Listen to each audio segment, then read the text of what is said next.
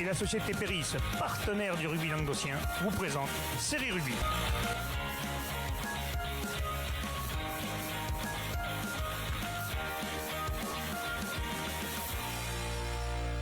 Bonjour mesdames, messieurs, bienvenue à Série Rugby, votre émission sur le rugby amateur de la régionale à la fédérale. Avec mes chers chroniqueurs, salut Doudou. Salut Alain. Ça va? Ouais, très bien, toi. Ça va. Depuis le temps.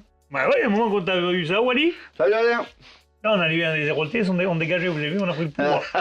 Ouais, bon, on va pas faire les mots parce que pour regarder un petit peu l'émission, ça fait un moment que les Héroltais étaient plus là que les autres. Ouais, c'est vrai. C'est pas faux quand même. Mais j'avoue que quand il y a des Audois, c'est mieux. Ça... Il fallait la Cotorep, il faut niveau Cotorep, donc on leur a de temps en temps, tu vois, quand ça devient très technique, voilà, quand ça commence à rentrer dans le sujet, tu vois, ça claque. Ça parle vraiment de rugby, ça parle pas de picheux, c'est nous qu'il faut.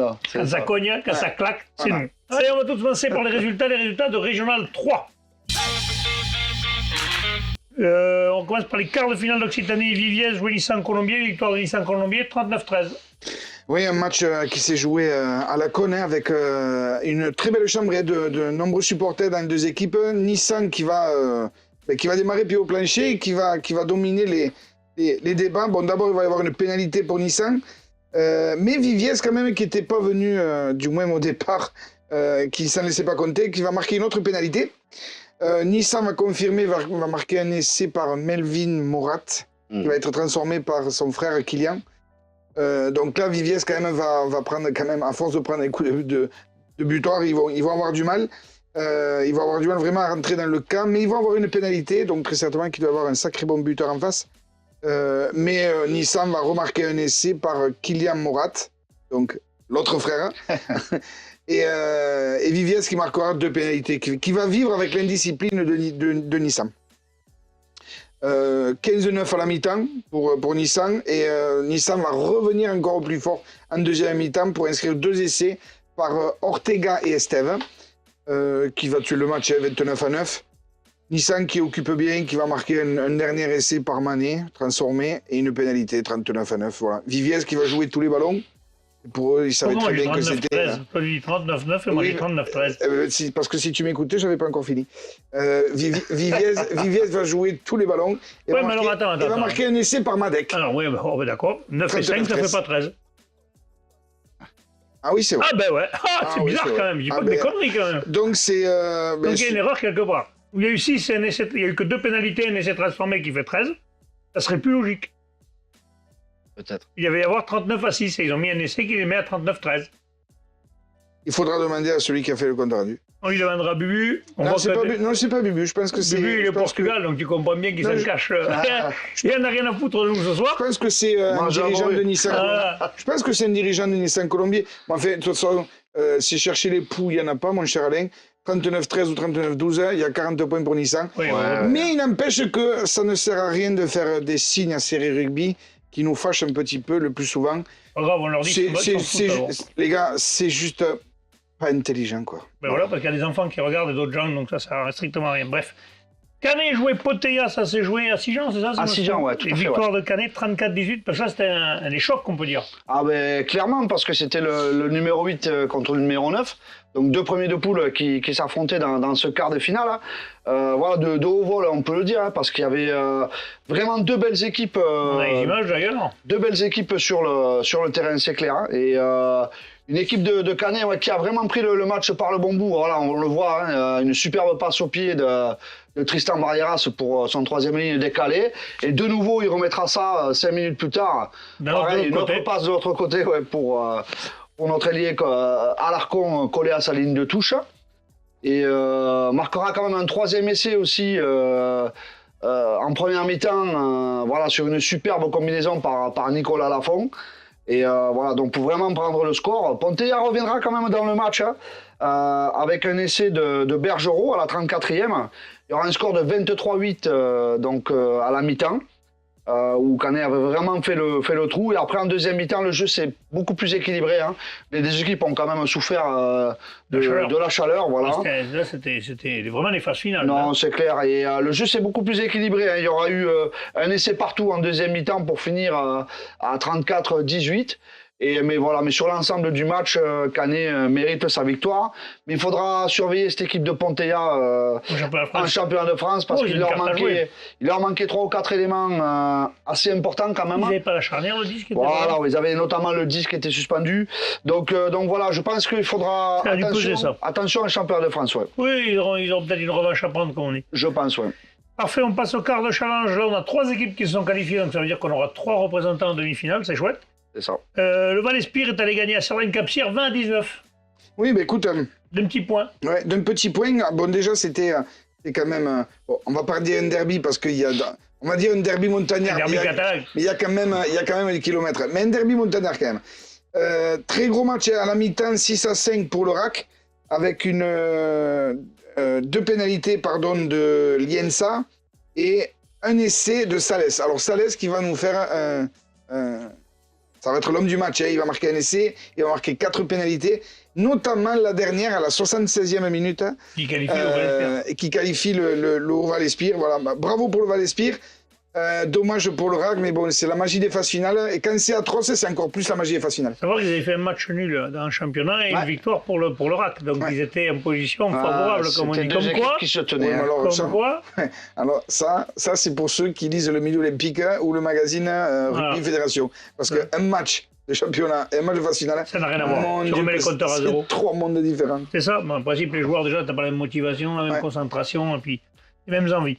Villassant recevait Vendargue, là aussi c'était des équipes qu'on connaît bien, et Villassant qui a gagné à la Prairie 23-18. Les Blacks sont encore en forme. Pas la Prairie, hein, c'était sur terrain... Ah, c'était sur terrain neutre, là? C'était terrain neutre, ouais, tout à fait, ouais. C'est vrai, je suis bête. Donc non, on n'a pas dit ça, Alain, quand même. Tu peux. Non, mais une belle rencontre qui a été vraiment serrée, hein, où Villassant est bien rentré dans la rencontre avec 2 pénalités de Huald à la 4e, à la 7e minute. Donc, une équipe de Vendargue un peu indisciplinée qui prendra quelques cartons, mais qui malgré tout va marquer un essai par Jérémy Lorenz sous les poteaux, sur une belle inspiration de Julien Bille, transformé, donc à la 23e, et c'est le moment qu'a choisi Boissieu pour mettre une pénalité et pour mener 10-6.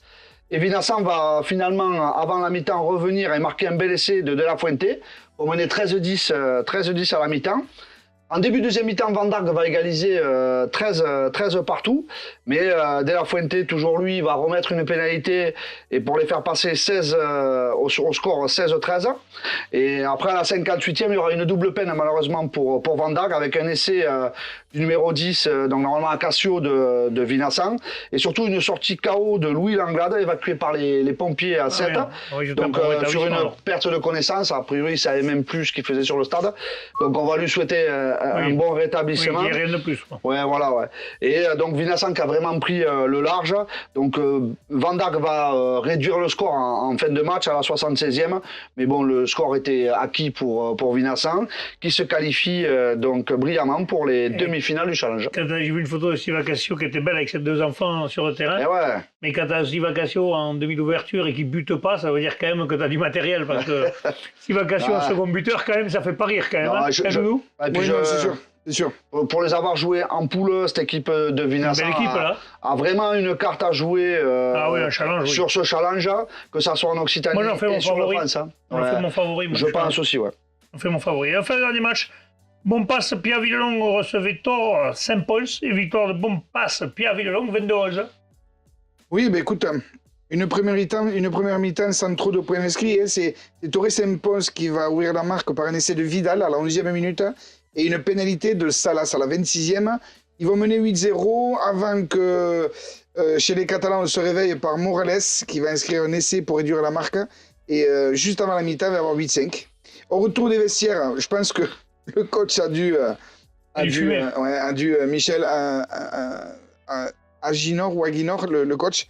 Je pense qu'il a dû les remuer un peu puisque à l'heure de jeu, il va y avoir un essai de Sabardey qui va être transformé par Garcia. Et Salas donc va essayer quand même d'entretenir l'espoir des Tarnais avec une pénalité. 11-12. Et puis finalement, à la 77e, c'est Payan avec un très joli travail du demi de mêlée brillant. Alors, je ne sais pas comment on dit, Aguinor, je ne sais pas, qui va confirmer la victoire avec un essai transformé par Canal.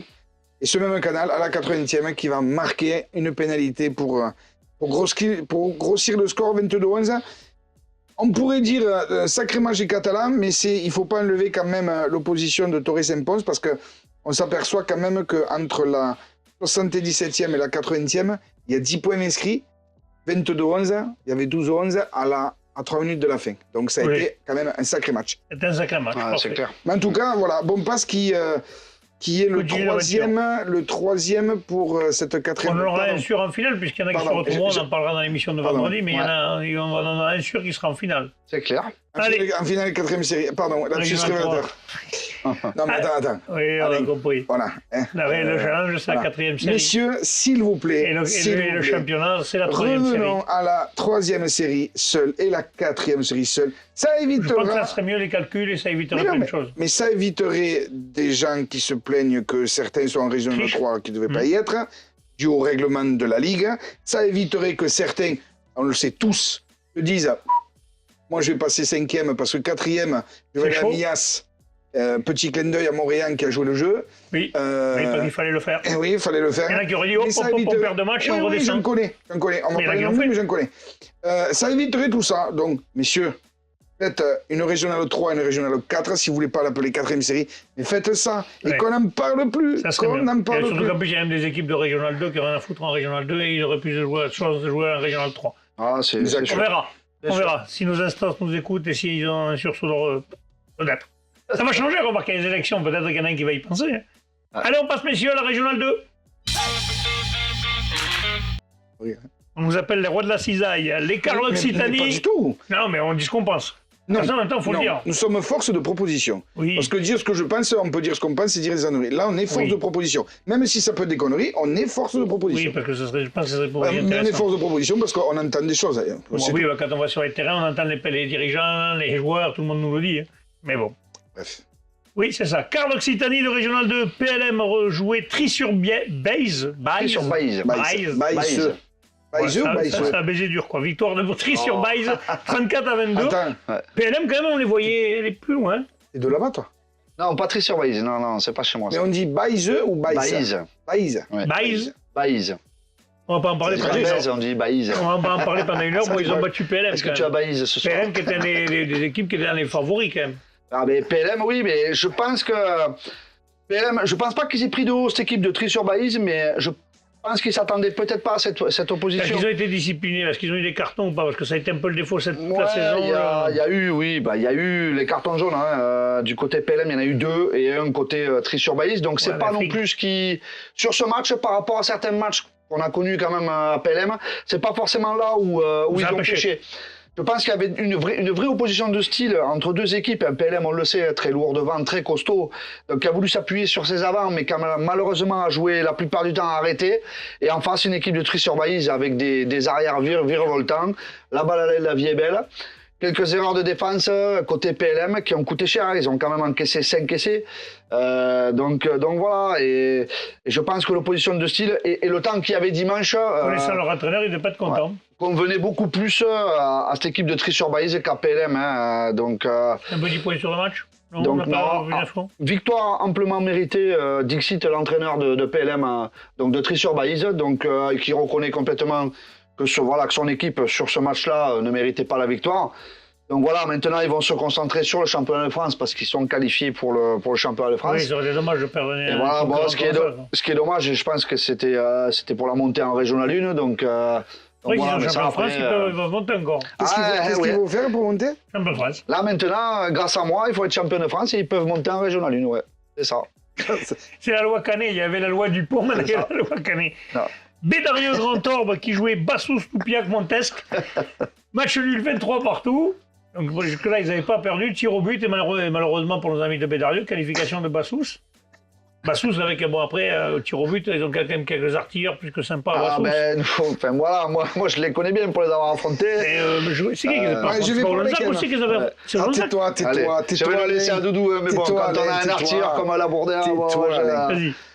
Bassous, qui est le monstre de Cornéan. Aussi. Bref, cette équipe de Bassous, en fait, elle va pas oser relever. 23-23, tir au but. Mais ce qui compte quand même, c'est le match, quoi. Il y a 6-6 à la mi-temps, donc je pense qu'il devait quand même faire chaud. Très belle équipe de Bédarieux toute l'année, très belle équipe de Bassous avec quand même des renforts qui sont bien au-dessus. Mais Bédarieux qui a aussi quelques petits renforts, donc on va dire 1-1 la balle au centre. En tout cas, 6-6 à la mi-temps. Il va y avoir un essai de Contestin à la 50e pour Bédarieux. 3 minutes plus tard, un essai de Rosis pour Bassous. Ensuite, il va y avoir un essai de Pull à la 63e pour Bédarieux. Et à la 77e, je crois que ça a dû leur faire mal quand même aussi. Il y a un essai de pénalité pour Bassous à la 77e. Et il y a une dernière pénalité à la 80e qui fait que Bassous Arrache match nul. arrache le match nul. Donc prolongation. Prolongation. Il va y avoir au retour Bédarieux qui marque une pénalité 23-20. Et à la 92e, Bassous va marquer une pénalité par Labourdère. À la 92e, 23-23. On passe au tir au but. Et là, au tir au but, c'est Bédarieux qui va me faire le free. Alors, c'est pile ou face à ce niveau-là. Exactement. À tous les niveaux, c'est pile ou face. Exactement. C'est la loterie, là. C'est vraiment la loterie. Il ne faut pas incriminer qui que ce soit. Non. Moi, je crois que cet essai D'ailleurs, de c'est pénalité... pas un cadeau, les tirs au but. Je trouve les tirs au but au rugby, c'est vraiment pas un cadeau parce que tu as des mecs qui ne butent jamais. On le sait souvent en Et en régional. même temps, comment tu veux faire? Non, mais c'est vrai, non, mais t'as pas le choix, c'est la règle. Mais c'est vrai que qu'en régional, tu as souvent un buteur. Quand t'en as deux, alors après, c'est compliqué, quoi. Alors, c'est dommage quand même parce qu'on voit quand même deux équipes de caractère. Tu vois, moi j'ai toujours dit une équipe qui se prend un essai, 3 minutes après elle marque un essai, c'est une équipe qui a du caractère. Et en phase finale, une équipe de caractère comme ça il fait. Mais Bédarieux aussi, hein, parce que tu vois, ils vont en marquer un autre. Ça, par contre, c'est mon favori, moi. En régional 2. J'avais vu le final, moi, Oui. J'avais vu le final Millas-Bédarieux. Je m'étais dit, on aura peut-être un Millas-Bédarieux, moi. Tu vois, et j'avais dit en demi, on aurait PLM, mais j'aurais même pensé que même Saint-Gilles se serait qualifié, on aurait trouvé les 4 en demi, moi. En tout cas, aux France, s'ils se reprennent, ça va avoir le coup d'y aller. Ouais. Parce que Bédarieux sera revanchard, et puis Bédarieux, les connaissants. Et puis bon. Puis c'est bien, mais après. Et si d'aventure on avait un petit Millas-Bassou en finale, ça pourrait valoir son pesant de cacahuète aussi. Bédarieux, j'aimerais bien Millas-Bédarieux, moi. Ouais, mais en finale, il y a l'Occitanie d'abord en haut. Oui, non, mais. Allez, justement, pour la finale Occitanie. Bien sûr. Justement, Millas s'est qualifié. Millas-Bassous, quand même. Ça a piqué. Millas qui a battu Haute-Rive 21-8. Si Bassous s'est plein de Cornellan, ils vont se plaindre de Millas. Ils n'aiment pas que ça pique. Si. Non, il s'échappe pas. Non, mais j'ai vu jouer, il s'échappe pas. Oui, mais par contre, après, il se plaignent. Mais il s'échappe pas. Non, il s'échappe pas. Ah non, il s'échappe pas. Bon, vas-y. Donc Millas, donc à Quillan, jouait donc cette fameuse équipe de Haute-Rive qui avait réussi quand même, qui avait éliminé deux prétendants dans les 5 dernières minutes sur les 2 matchs précédents. Donc voilà, c'était quand même un joli écueil qui se présentait face à Millas. Mais bon, on le sait, cette année, je pense que la motivation de Millas, on la connaît tous. Je pense qu'ils n'ont vraiment pas envie de passer à côté. Ils ont perdu 2 saisons consécutives. Quand même, tu te vois avec un titre et à l'arrivée, tu l'as pas. Moi, je dirais que clairement, Millas s'est positionné en patron sur ce match. Après une première occasion gâchée, ils ont marqué rapidement un essai par l'arrière Agéry en débordement à la 5e minute, transformé par Martinez, prendre le score 7-0. Et le buteur d'Haute-Rive marquera une pénalité donc à la 31e, donc on passera à 7-3. Mais de nouveau, Martinez qui s'extrait sur son aile suite à un 1-2, qui va aplatir et qui transforme lui-même son essai. Donc 14-3.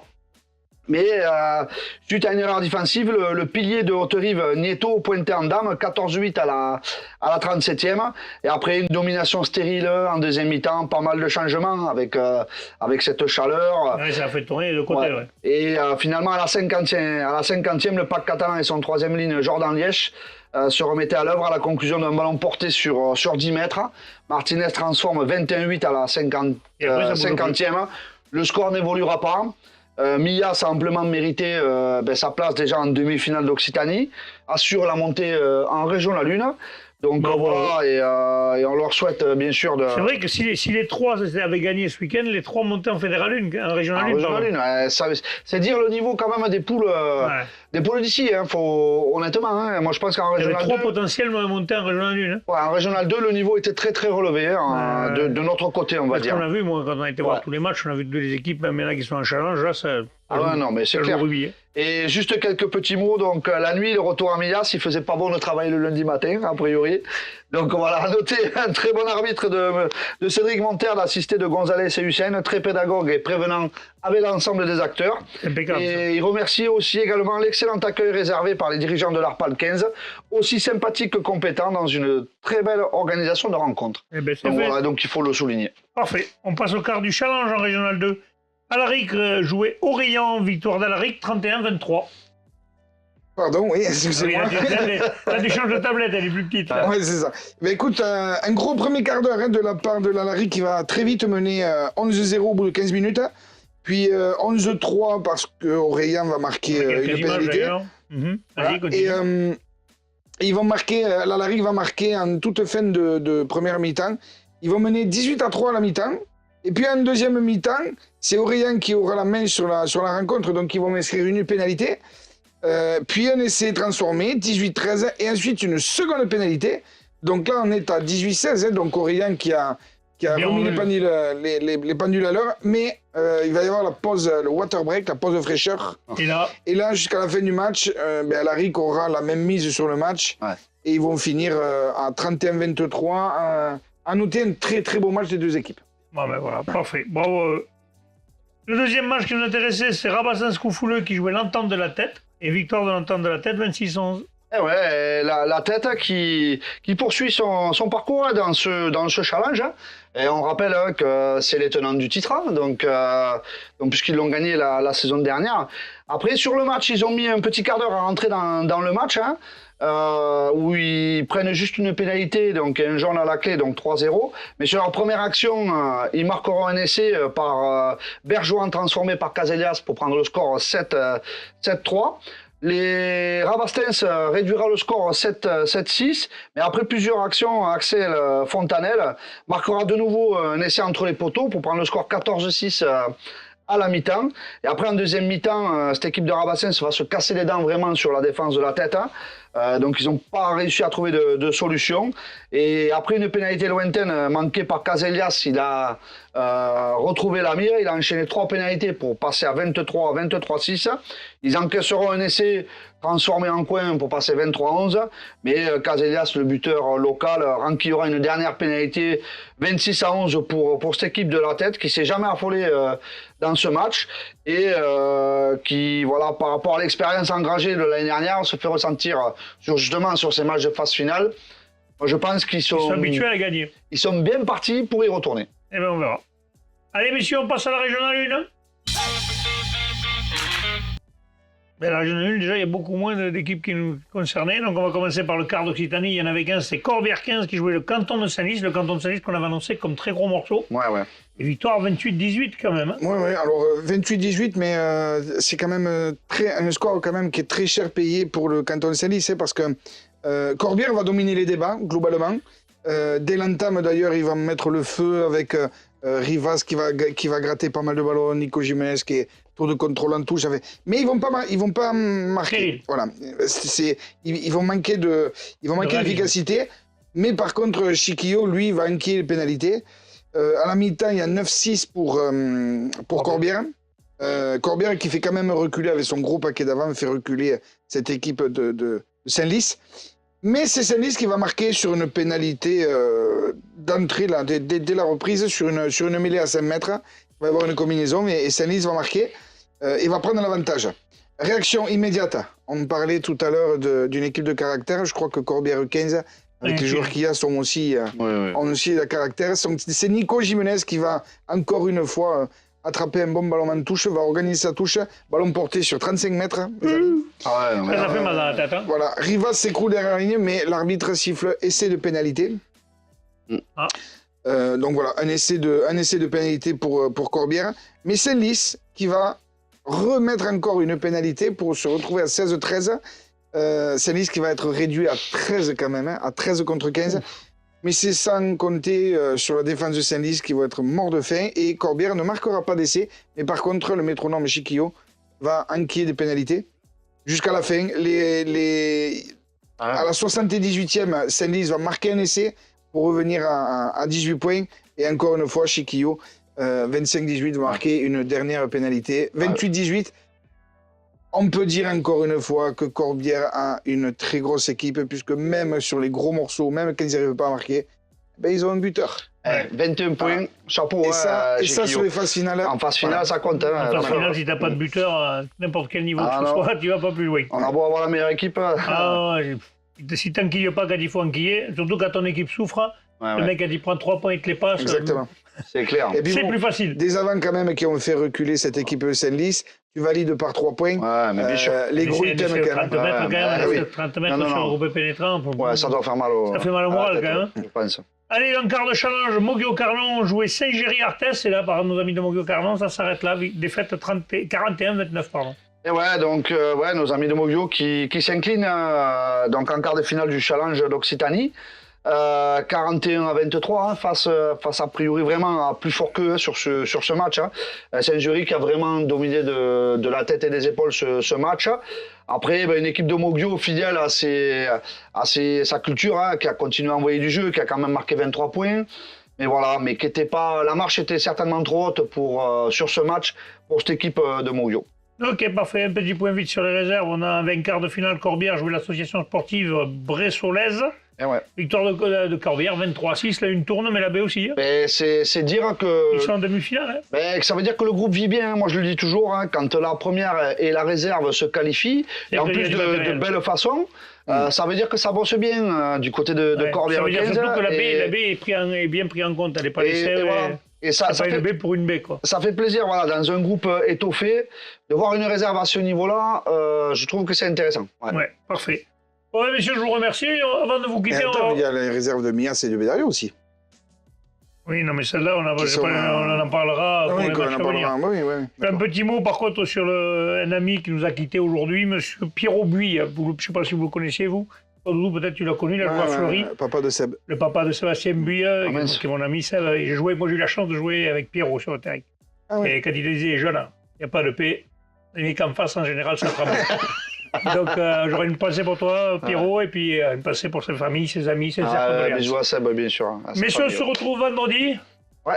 Inspirez bien sur tous les théâtres. Allez, salut.